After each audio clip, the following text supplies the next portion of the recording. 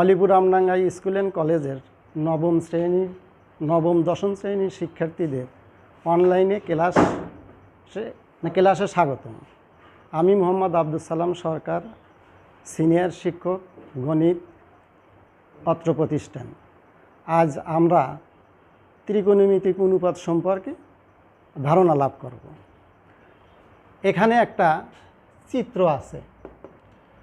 X ও এ একটি কোণ, এটা একটা সূক্ষ্মকোণ। আমরা সবাই জানি, তোমরাও জানো যে সূক্ষ্মকোণ কাহাকে বলে।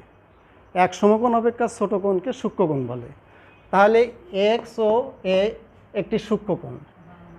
এই ও এ বাহুর উপর পি একটি বিন্দু নেই। পি থেকে ও এক্স বাহুর উপর পি এম একটি লম্ব অঙ্কন করি, উপর লম্ব অঙ্কন করি। ফলে পি ও এম একটি সূক্ষ্মকোণ সমকোণী ত্রিভুজ অঙ্কিত হলো। এটা হচ্ছে সমকোণের একটা চিহ্ন। পি ও এম এর P M O M, P M O M O P 6টি অনুপাত পাওয়া যাবে। বাহুগুলির 6টি অনুপাত পাওয়া যাবে। এদের এক্স ও এ এর ত্রিকোণমিতিক অনুপাত বলা হয়। এক্স ও এ এর সাপেক্ষে ত্রিকোণমিতিক পিএম ত্রিভুজ পিএম এর ও এম, পিএম এবং ওপি এই তিনটি বাহু। একটি হচ্ছে ও এম হচ্ছে সন্নিহিত বাহু, পিএম হচ্ছে বিপরীত বাহু, আর ও এম হচ্ছে অতিভুজ। এম এক্স ও এ কোণ সমান থিটা ধরি। থিটা কোণের 6টি ত্রিকোণমিতিক অনুপাত পাওয়া যায়। যেমন আমরা এখানে প্রথমেই আমরা করতে পারি sine theta. Sine theta equal two বিপরীত বাহু। এখানে এই কোণের বিপরীত বাহুটা হচ্ছে পিএম, বিপরীত বাহু বাই অতিভুজ, অতিভুজটা হচ্ছে ওপি। তাহলে আমরা লিখলাম সাইন থিটা ইকুয়াল টু বিপরীত বাহু বাই অতিভুজ ইকুয়াল টু পিএম বাই ওপি। আবার কস থিটা ইকুয়াল টু আমরা লিখতে পারি সন্নিহিত বাহু। সন্নিহিত বাহু মানে এই কোণের যে সাথে যে বাহুটা আছে অতিভুজ বাদে যে বাহুটা আছে সেইটা। যেমন ও এম হচ্ছে সন্নিহিত বাহু। তাহলে এই সন্নিহিত বাহু ডিভাইডেড অতিভুজ ইকুয়াল টু আমরা লিখতে পারি সন্নিহিত বাহু ও এম বাই ওপি। অনুরূপভাবে আমরা যদি সাইন এবং কস সম্পর্কে জানতে পারি, তাহলে আমরা ট্যান, কট, সেক, কোসেক এগুলোর আমরা ত্রিকোণমিতিক অনুপাত বের করতে পারবো। যেমন মনে করি যে ট্যান থিটা সমান আমরা লিখতে পারি, এখানে যদি এই ট্যান থিটা লিখি তাহলে sine theta by cos theta হয়। অনুরূপভাবে যদি কটকে আমরা কট লিখি তাহলে আমরা এখানে লিখতে পারি cot theta equal to cos theta by sine theta. Sec সমান লিখতে পারি সেক থিটা সমান হচ্ছে 1 বাই কস, আর কোসেক থিটা হচ্ছে 1 বাই সাইন। তাহলে যদি আমরা এই সাইন এবং কসটাকে আমরা ভালোভাবে বুঝতে পারি, তাহলে আমরা অন্য অনুপাতগুলি সহজেই অনুধাবন করতে পারবো এবং আমরা এটা এই সম্পর্কে যতগুলা সমস্যা হবে সমস্যার সমাধান আমরা করতে পারবো। আমরা এর উপর ভিত্তি করে একটি সমস্যা দেখি। যেমন এখানে 9.1 2 নম্বর অঙ্ক। আমি এটা এখন মুছে দেব।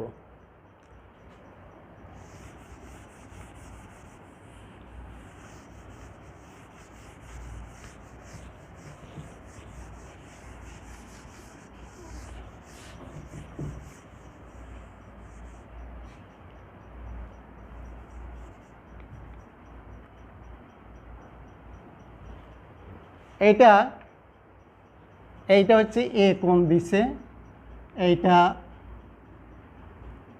ধরলাম বি আর এইটা ধরলাম সি। এখন এখানে আছে 2 নাম্বার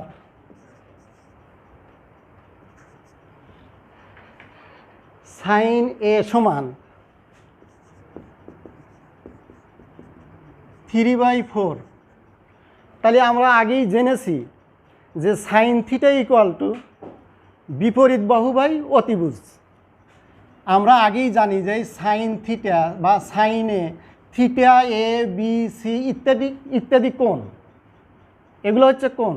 আমরা সাইন থিটাও এখানে যা হবে, তারপরে এ লিখলেও যা হবে, বি লিখলেও তাই হবে। যে এখানে যেহেতু এ আছে তাই আমরা এটা হচ্ছে এ কোণ। তাহলে সাইন থিটা ইকুয়াল টু বিপরীত বাহু বাই অতিভুজ। বিপরীত বাহু এখানে হচ্ছে এই বিসি আর অতিভুজ হচ্ছে এ বি। তাহলে আমরা লিখতে পারি এই সাইন থিটা ইকুয়াল টু 3/4। তাহলে সুতরাং এই বিপরীত বাহু বাই অতিভুজ, বিপরীত বাহুটা হচ্ছে বিপরীত বাহু equal to BC equal to 3। এখানেও অবশ্য ওনারা লিখছে সেন্টিমিটার, না সেন্টিমিটার কিছুই লেখে নেই। আর হচ্ছে অতিভুজ হচ্ছে এ বি ইকুয়াল টু 4। এখন এইখান থেকে আমরা আমাদের শুধু সন্নিহিত বাহুটা দেওয়া নেই, সন্নিহিত বাহুর মান কত এটা দেওয়া নেই, এটা আমরা বের করতে পারি। আমরা পিথাগোরাসের সূত্র থেকে জানি A B square equal to অতিভুজ স্কোয়ার ইকুয়াল টু ভূমি স্কোয়ার, ভূমি হচ্ছে এসি স্কোয়ার, লম্ব বিসি স্কোয়ার। তাহলে এ বি স্কোয়ারের মানটা এখানে, তাহলে বিপরীত বাহুটা হচ্ছে 3 আর অতিভুজটা হচ্ছে 4। তাহলে এখানে আমরা এ বির মানটা লিখতে পারি 4 স্কোয়ার, আর এসির মানটা আমরা জানি না, বিসির মানটা এখানে 3 স্কোয়ার।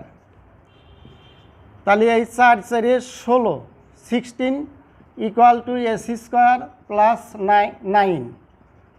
তাহলে এই 16 minus 9 equal to AC square. Side change করা হলো, যখন প্লাস থাকবে সাইড চেঞ্জ করার, এতে যখন প্লাস থাকবে তখন সাইড চেঞ্জ করলে মাইনাস হবে, মাইনাস থাকলে প্লাস হবে। এটা আমরা সবাই জানি, তোমরাও জানো। তাহলে এসি স্কোয়ার ইকুয়াল টু আমরা লিখতে পারি 16 মাইনাস 9 ইকুয়াল টু 7। যদি উভয় দিকে বর্গমূল করি, বর্গমূল মানে হচ্ছে রুট করতে হবে। তাহলে এখানেও যদি রুট করি, এখানেও যদি রুট করি, রুট আর স্কোয়ার কেটে যায়। আমরা জানি যে রুটের মান হাফ আর এখানকার এই দুইটা কেটে যায়। তাহলে সুতরাং এসি ইকুয়াল টু √7। তাহলে এখানে আমরা এসির মানটা লিখতে পারি √7।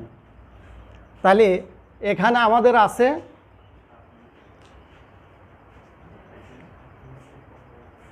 অন্য এ কোণের অন্য ত্রিকোণমিতিক অনুপাত নির্ণয় করতে হবে এ কোণের। তাহলে আমরা সাইনের মানটা দেওয়াই আছে, তাহলে কসের মানটা বের করব। কসে ইকুয়াল টু কসের সমান কত? কসের সমান আমরা জানি সন্নিহিত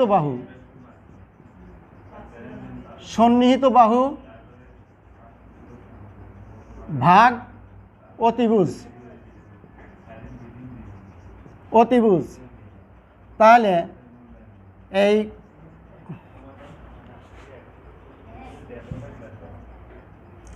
সন্নিহিত বাহু হচ্ছে আমাদের কত আছে, √7, আর অতিভুজ হচ্ছে 4। সুতরাং আমরা লিখতে পারি cos A ইকুয়াল টু √7/4। এইটা একটা অ্যান্সার হলো। আবার কসের পরে আমরা ট্যানে যাই, ট্যান A ইকুয়াল টু লিখতে পারি লম্ব অর্থাৎ বিপরীত বাহু ডিভাইডেড ভূমি, না সন্নিহিত বাহু।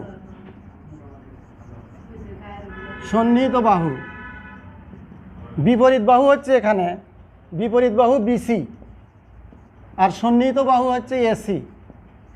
তাহলে বিসির মান হচ্ছে 3 দেওয়া আছে, এখানে বিসির মান 3 আর সন্নিহিত বাহু এসির মান √7। তাহলে আমরা এটাও পেয়ে গেলাম। তারপরে কট এটা হচ্ছে ট্যানের সম্পূর্ণ বিপরীত। ট্যানের সম্পূর্ণ বিপরীত। যদি একজন শিক্ষার্থী জানে তাহলে আমরা সরাসরি লিখতে পারি √7/3। আচ্ছা, তারপরেও আমি সূত্র হিসাবে লিখে দিচ্ছি সেটা হচ্ছে এই সন্নিহিত বাহু ডিভাইডেড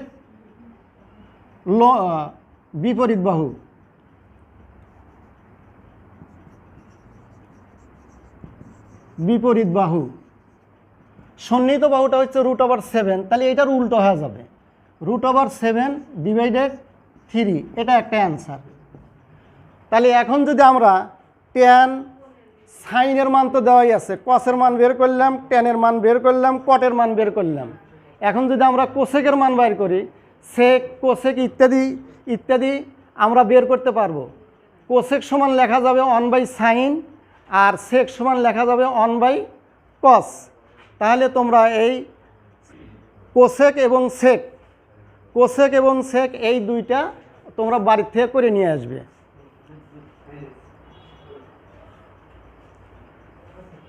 তোমাদের সবাইকে করোনাকালীন সময়ে স্বাস্থ্যবিধি মেনে চলার জন্য পরামর্শ দিচ্ছি, এবং যখনই তোমরা ঘর থেকে বের হবে তখন অবশ্যই মাস্ক ব্যবহার করবে। হাতে স্যানিটাইজ, সাবান ইত্যাদি দিয়ে হাত ভালোভাবে বারবার করে ধুবে। আল্লাহ যেন আমাদের সবাইকে হেফাজত করেন, আমিন। আসসালামু আলাইকুম।